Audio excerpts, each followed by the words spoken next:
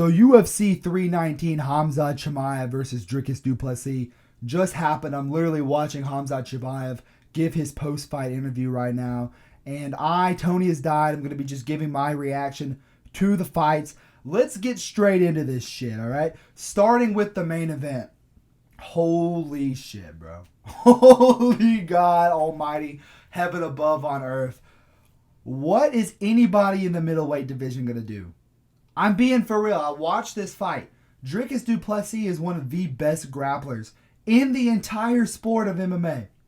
And he had fucking nothing for anything Khamzat Chimaev did. This dude, Chimaev, was literally fucking clip farming on Dricus doing the UFC 5 cheese when people don't know how to grapple in UFC 5. You just put him in a crucifix and you just hit him over and over again. Chimaev literally just did this to Dricus, bro. And I honestly thought that every single round, except for the last round, was a 10-8. You know, there's an argument that the second round was probably a 10-9, but Khamzat Chimaev completely obliterated Dricus du Plessis, and he's the champion now. And my first thought that came into my head when I saw Chimaev with the belt was, what is Imavov going to do? What is Nasruddin Imavov going to bring to the table to defeat Khamzat Chimaev or anyone in the division? Just a week ago, I was thinking, oh yeah, man, Fluffy Hernandez, he can pose a lot of problems to Chimaev. Fluffy Hernandez is going to get fucking destroyed. Adesanya gets destroyed. Strickland gets destroyed.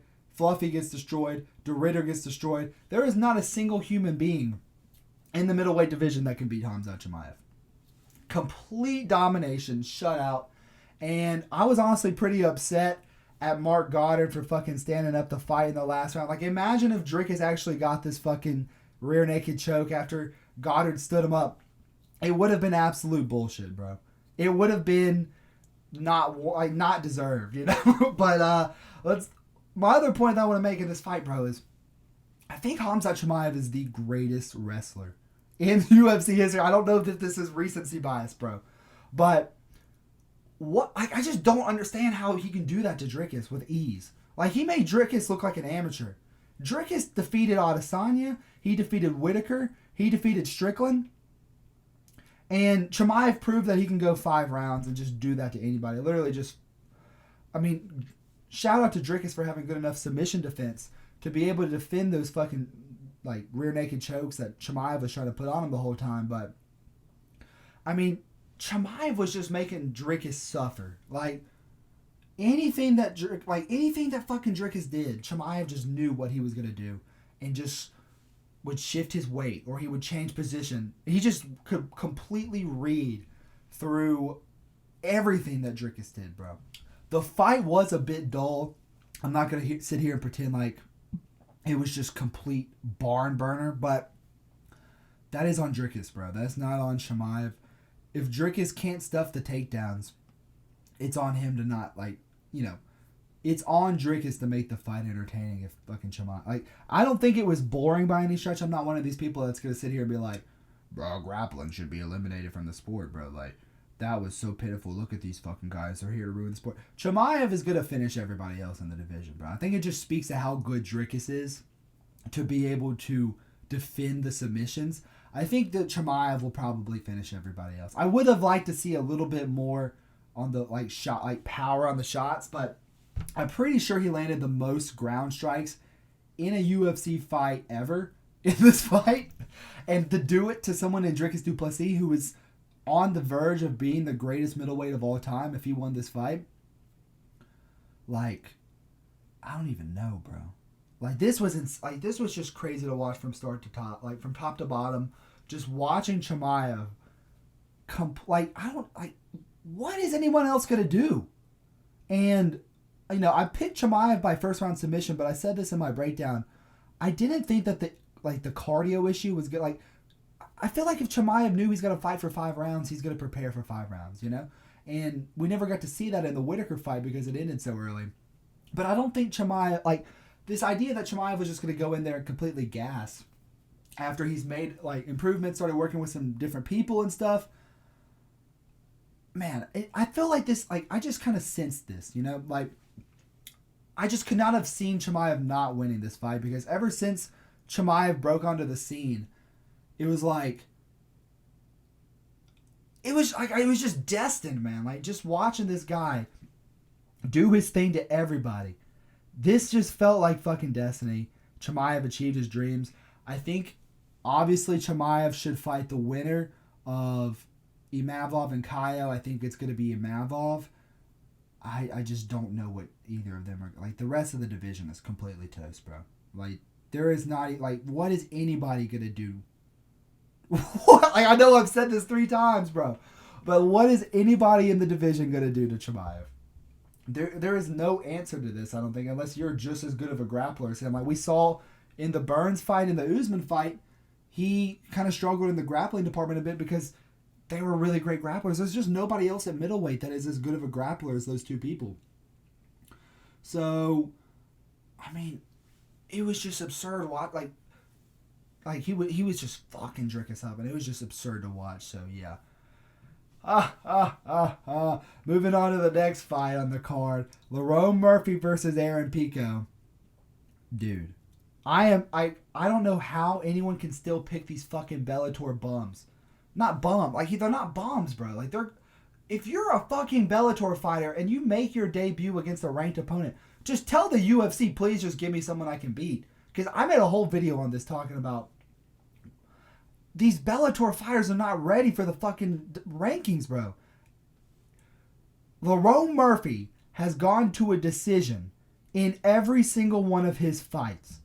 And he just got his first finish in the UFC against Aaron Pico because Aaron Pico is a Bellator fucking fighter, bro. Like, these other promotions, these people aren't ready for the rankings. Like, do what you did with Rainer de Ritter, bro, where you give him the GM3 test, and then you give him the Bo Nickel test, and then you give him the Kevin Holland, and then you give him Robert Whittaker. Stop giving these fucking Bellator people straight ranked fights, bro.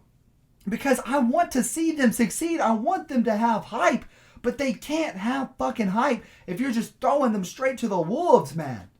Like, look at this shit, bro. He got flatlined by Lerone Murphy. Lerone Murphy, bro. Who has never finished anyone in the UFC ever. Who is known as a decision merchant. He just put out one of the knockouts of the year on Aaron Pico. And so I saw people saying, like, man, I think Pico's just going to show him some problems, man. I just think Pico is too... I mean, look at his boxing, look at his grappling. Yeah, his boxing and his wrestling looked really good at the beginning, bro. But he was going into the pocket with his hands down. Literally, just his hands were all fucking by his waist, going into the pocket. He was shooting the takedown, so obviously, he had a good first 2 minutes, bro. I saw some people being like, man, Pico did good for 2 minutes. Look at this picture. He got flatlined. And this is what happens when you give these Bellator people... I don't understand how people could have seen the fucking Mario Batista versus Patchy Mix, seen Yair Rodriguez versus Pitbull, seen Asakura versus Pantoja. We'll get to fucking Asakura in a second, and still confidently pick Aaron Pico to win. Like, oh yeah, man, Pico. You just never know with him, man. Like, he's got really good grappling and he's got some good boxing. Look at his knockouts at Bellator. Yeah, bro, he knocked out some fucking guy that's 16-8 at Bellator. This is undefeated Lerone Murphy, bro. I just... and this is another thing, bro. The fact that the UFC keeps making these fights is pissing me off. I don't know if they're doing it to just try to prove the point, like, yeah, we're the UFC. No one can fuck with the UFC. I don't know if that's what they're trying to do here, but it's making me mad because I want to see these Bellator people actually get wins and shit, bro. I know, like... I just don't get the reasoning from the UFC giving Pico to Lerone Murphy, because it's like, if Aaron Pico has name value behind him, and maybe what if he gets a knockout over Dan Ige in his debut, and then he fights someone like Mobzar or something, then it would be like, holy shit, Aaron Pico, he's actually legit. But like, he had like, like, I know Dan Ige is ranked too, but I'm saying, like, just giving someone to a top 10 fighter is crazy in their debut. And I just don't understand it from the UFC. I just don't get it from people that pick these people. Because we've seen it time and time again. These Bellator ticks cannot hang with the UFC fighters. And that is not their fault. It's the UFC's fault. So, yeah, that's my opinion on the fight. Lerone Murphy landed a crazy spinning elbow. Absolutely put Pico out. And I think for Lerone Murphy, I think you give him the title shot, honestly, because what Mobzar, like, yeah, I think Mobzar has better wins. Like, the Aljamain Sterling win is obviously super impressive. And he has the win over Diego Lopez and Danny Ige. But he doesn't have any finishes, man. And now Lerone Murphy, you could have been like, bro, Lerone Murphy doesn't have any finishes either, and he has worse wins. He just got one of the knockouts of the year. So I think we got to see Lerone Murphy versus Volk. And for Aaron Pico, man, I want to see him fight fucking Dan Ige. I want to see him fight just somebody that's right outside the rankings or on the rankings.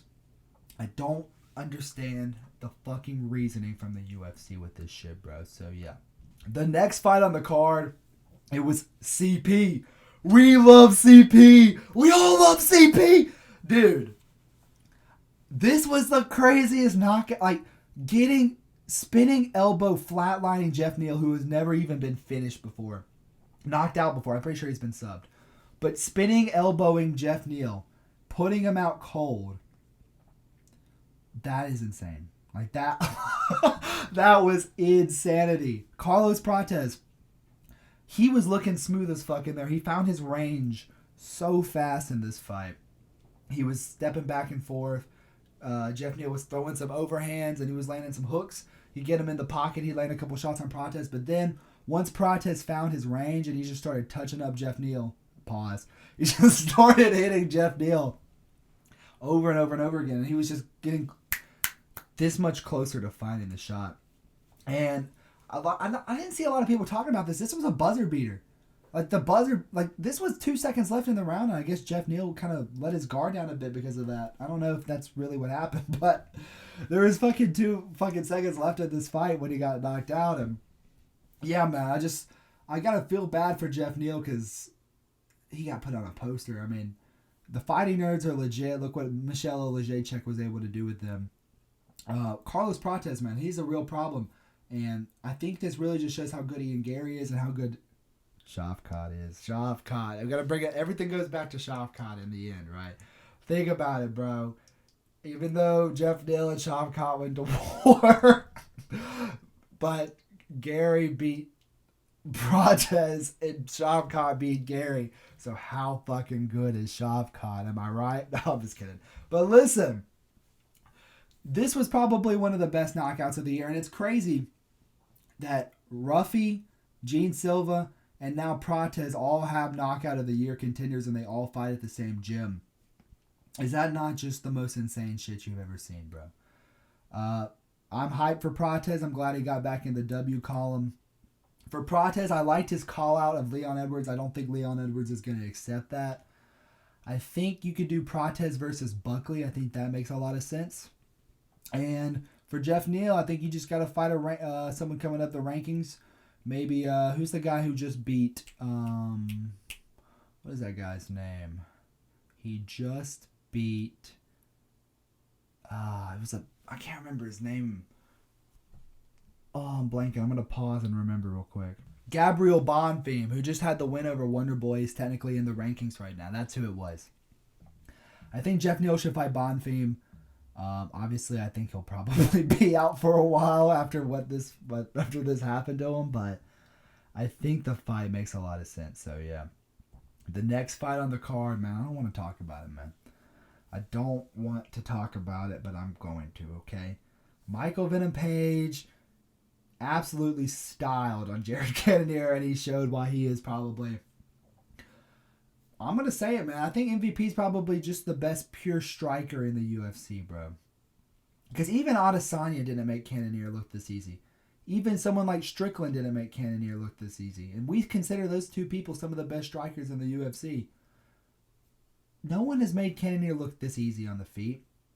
And this dude was literally fucking rage baiting the whole time. Literally emoting on my boy. He was emoting on my fucking boy, bro. Oh, it hurts my soul to say this, bro, but I was right in the assertion that if Cannonier got him down, he'd be able to hold him there. But it was too little too late. He got him down in the 3rd round after some weird, I think MVP was trying to throw some more output because he kind of realized he was boring everybody. Like, watching MVP just pisses me off, bro, because he's he throws like 4 strikes around, and when he lands, and it's good, it is thudding. But like 99% of the time, he's literally just fucking. He's like the Turkish ice cream fucking guys that spin the ice cream cone. You know what I mean? Like, it's just taunting fucking Jared, and you know, fainting and acting like he's gonna throw a punch. Like he's like, you know, like he's like, you know, I don't even know, bro. Like, this shit just pissed me off because I was cheering for Jared. Jared, I don't know if he's bad on the feet. I don't think so. I think MVP is just that good. But I mean, when he got MVP down, he wrestle fucked him. I don't like. Imagine Chimaev taking MVP down, bro. Like, I don't know about that. Oh wait, before I continue, bro, let me say this. I think Dricus should fight. I know I'm getting off topic here, but I think Dricus should fight Rainer de Ritter. I think the fucking matchup. I think we have to see it, bro. I think it's. I mean, maybe like I don't think you can give Dricus an automatic. Fuck, I know he's got 2 title defenses, but you can't give him a rematch after that shit. I think Dricus versus de Ritter makes sense. Sorry, I was getting off topic here, but for MVP, I think MVP should fight Adesanya, man. I really do. I know they're friends or whatever, but rankings wise, it makes sense. Stylistically, I think it would be super fun. Striker versus striker. Who's the better striker? That, you know, Unk striker versus Unk striker. I think that makes a lot of sense, man. And I don't know who Cannonier should fight next, honestly. Like, he's gonna be out for a while, but back to the drawing board for Jared. Maybe he could fight like Joe Pyfer if Joe Pyfer gets another win or something. So yeah, that's my take on that shit. So yeah, the next fight on the card, dude. I'm not about to go on another rant about these fucking other promotional champions, but the fact that this guy got a title shot in his debut is crazy. To get slimed out by fucking Tim Elliott. Tim Elliott slimed out the fucking champion of Ryzen. You know? Like, this is what we're talking about here. When people are like, bro, he was a champion in another promotion. Tim Elliott, who is considered probably the journeyman of all journeymen, slimed out the champion of Ryzen with ease, bro. Yeah, man. Like, what is there really to say about this fucking fight besides... I mean, Kai Asakura was doing good on the feet at first, but it wasn't anything that was just like, whoa, you're outstriking Tim Elliott. That's crazy. This guy has no submission defense. This guy can't defend a fucking takedown, and he can't defend a submission. Every single... He was overloading on his shots so bad. And Tim Elliott would just shoot a double leg right underneath Kai Asakura's shot and take him down every time. And then he eventually just found the fucking arm triangle on him and made Kai Asakura tap, man. It's just like, I don't know, man. Like, I guess, like, the fact that they had Kai Asakura ranked at 15 after he lost to Pantoja really pissed me off.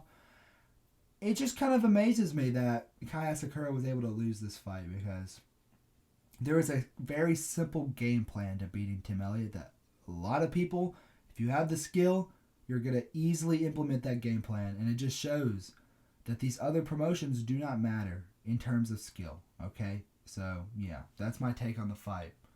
The next fight on this card was Susurkaev versus Nolan.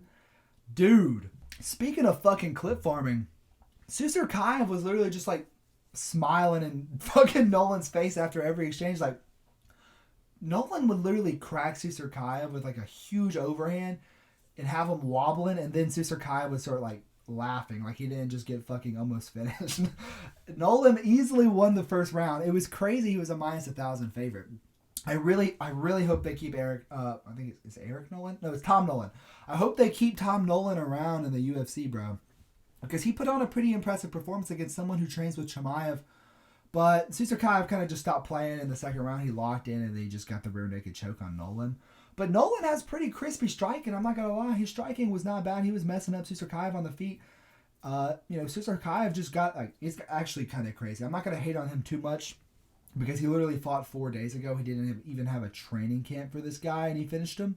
So I'm not hating on the guy. I'm not going to just sit here and be like, bro, you look that mid against Nolan. Like, bro, he didn't even have a training camp. He literally fought 4 days ago. But it's still crazy that Nolan did as well as he did against someone that has the hype of Susurkaev. Like, Dana White was like, I gotta get this guy in the card immediately. Like, I just hope they keep Nolan around. That's all. That's really the point I'm trying to make. And for Susurkaev, you got another, hype aura moment. You can, they're talking about putting him on the next card. Like, just let him have a training camp, because we obviously saw some weaknesses get exploited when he didn't have a training camp. So give this guy a fucking training camp. I don't care. I don't want to see him on the next card. And yeah, the next fight on the card was GM3 versus Meerschaert. Rest in peace to my glorious king, Gerald Meerschaert. Holy shit, I cannot speak. Gerald Meerschaert III. I think it's time for him to hang it up, bro, because I think he just has too simplistic of a style. Dude, let GM3 go do that UFC BJJ stuff that they do, bro. Like, I know they're trying to start that new jiu-jitsu league. Let GM3 go do that, man, because he just doesn't have any striking. He doesn't have a chin anymore, and the game plan to beat him is there. Like, Oleksiejczuk is not that crazy of a fight. He's good, and he's with the fighting nerds now, but he is not all that. He is not the fucking... He's not the fucking truth. He's Oleksiejczuk. And yeah, he got fed to killers, but this guy got fucking subbed by Kevin Holland, So, for GM3, I think it's over for bro. I think bro needs to hang up the gloves or go do that jiu-jitsu shit. For Oleksiejczuk, he was on the verge of getting cut, and now he's on a 2-fight win streak, so good for him, man. Happy for Oleksiejczuk. GM3, I think it's time to hang it up, alright? The next fight on the card was Godinez versus Jessica Andrade. Now, I'm going to be completely honest. I didn't really watch the fight. So basically, I was at my friend's house, right? And we were going to watch the card there. But then his internet started going, his internet went out. And so we had to drive to my house. And this was the fight that was going on in the meantime. I'm so pissed that I switched my pick, because I originally picked Godinez.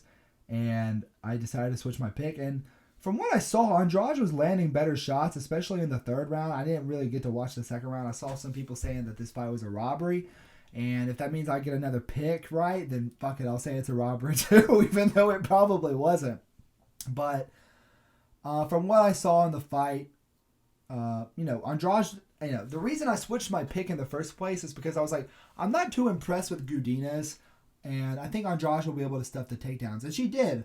But she didn't have much for her on the feet as much as I thought. So, yeah, I'm not really going to do a whole fucking analytic breakdown of this shit. So, let's move on to the next one. Another pick wrong. Another Tony has died. Fan favorite down the drain. Chase Hooper got knocked the fuck out by Alexander Hernandez. Now, I will say this. When Chase Hooper was on the feet, he looked very, very stiff, but he was a lot more lanky than I thought.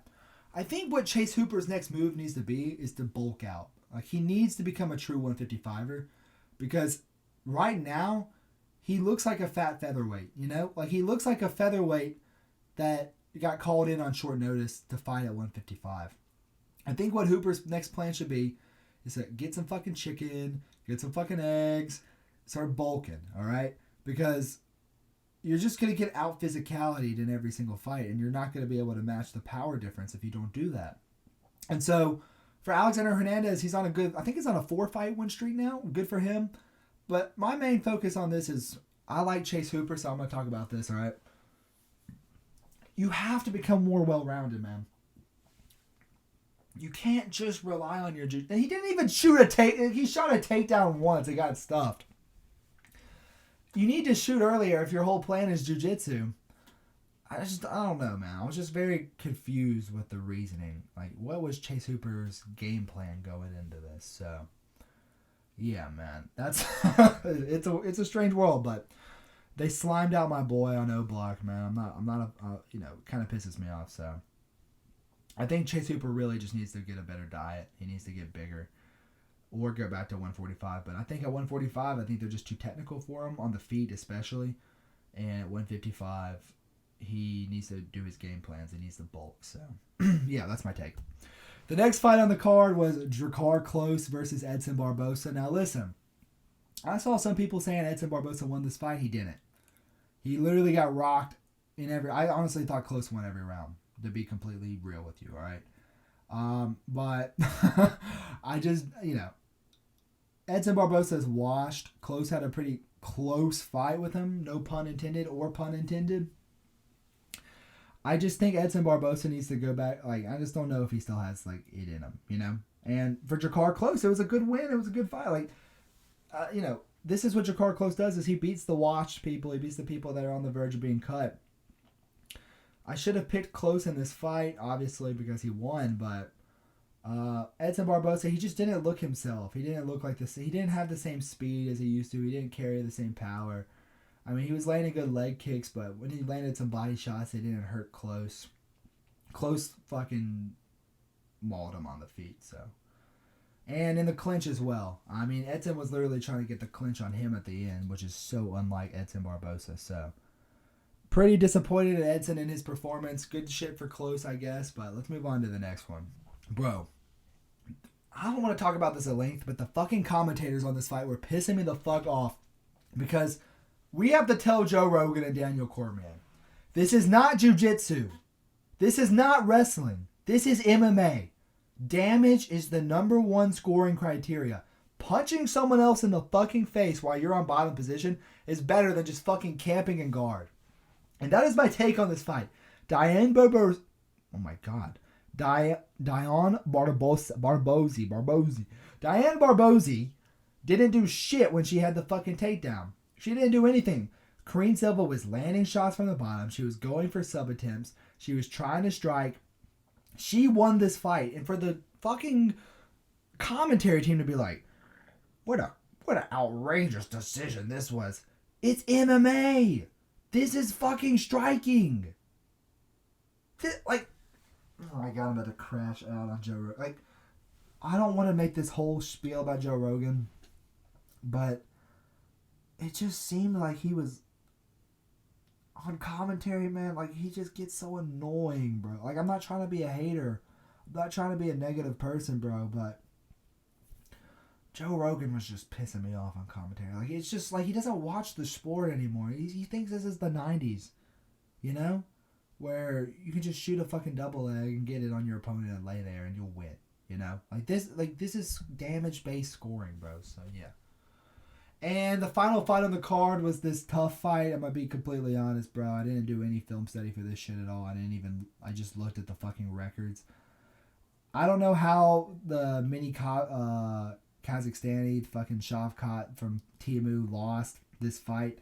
I'm pretty sure Morales, he had a robbery on Tough and he got to the fucking finale off of a robbery.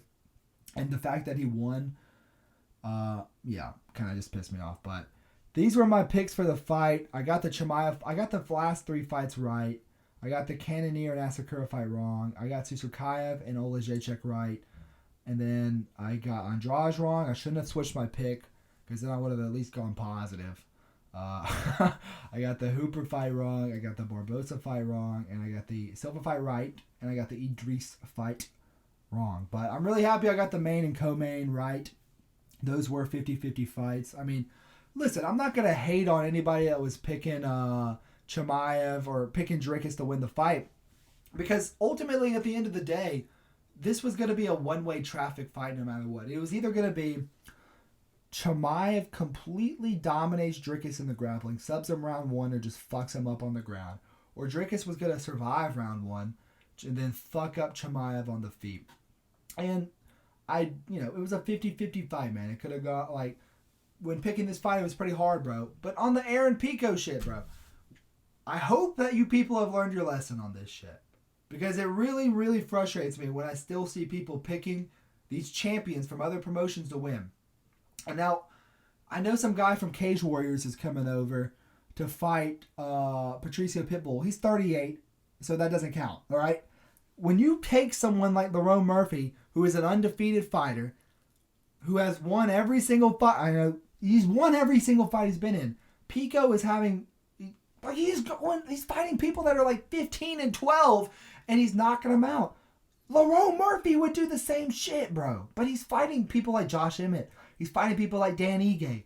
He's fighting actually skilled fighters, unlike Pico. So, this was a very obvious fight for me to pick. And the fact that Murphy was the underdog was somewhat concerning for me, bro. But the future is bright for Khamzat Chimaev. I am excited to see his next opponent because I know this fight was dull, but I don't think his future fights are going to be dull because I think Dricus is good enough to stop the submission attempts. I don't know if anyone else in the division is good enough to stop him. So that is my take on the fight. And that is the video. So if you like the video, please like, subscribe. We are so close to 10,000 subscribers. Literally, I think I'm like 50 away from 10,000. So thank you guys so much for watching the video. If you like the video, like, subscribe, do all that YouTube shit. And I'll catch you guys in the next one. Peace.